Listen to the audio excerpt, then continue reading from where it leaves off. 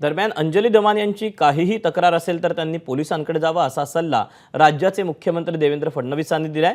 तर मी सर्व माहिती फडणवीस आणि पोलीस महासंचालक रमेश शुक्ला यांना दिली, मात्र त्यांनी एक फोन देखील केला नसल्याचं अंजली दमानिया म्हणाल्यात। मोर्चे काढण्याचा सगळ्यांना अधिकार आहे, पण बीडच्या प्रकरणामध्ये सरकार आणि पोलीस पूर्ण शक्तीने त्या ठिकाणी कारवाई करतायत, निर्धाराने कारवाई होते आहे।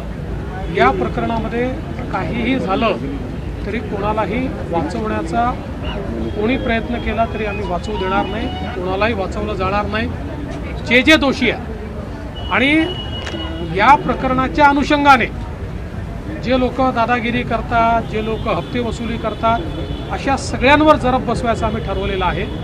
त्यामुळे या संदर्भातली योग्य कारवाई चालली आहे आणि श्रीमती अंजली दमानिया यांची काही तक्रार असेल त्यांनी पोलिसला द्यावी, पोलीस त्याच्यावर निश्चित कारवाई करतील। पोलिसांमध्ये पहिल्या दिवशीपासून माझ्याकडे येणारी प्रत्येक माहिती ही मी एसपींपर्यंत पोहोचवली। प्रत्येक येणारा मेसेज जो गंभीर होता तो मी एसपींपर्यंत पोहोचवला। त्याच्यावर काय कारवाई झाली मला माहीत नाही। आणि जर आज देवेंद्र फडणवीस म्हणत असतील की आम्ही पोलिसात गेलं पाहिजे, तर हा मेसेज मी काल रात्री देवेंद्र फडणवीसांना पाठवलाय, रश्मी शुक्लांना पाठवलाय। त्याच्यावर आत्तापर्यंत एक फोन कॉल करायची गरज देवेंद्र फडणवीसांना वाटली नाही का, हा पहिला प्रश्न त्यांना। आणि आज ते मला सूचना देत आहेत पोलिसांकडे जाण्याची।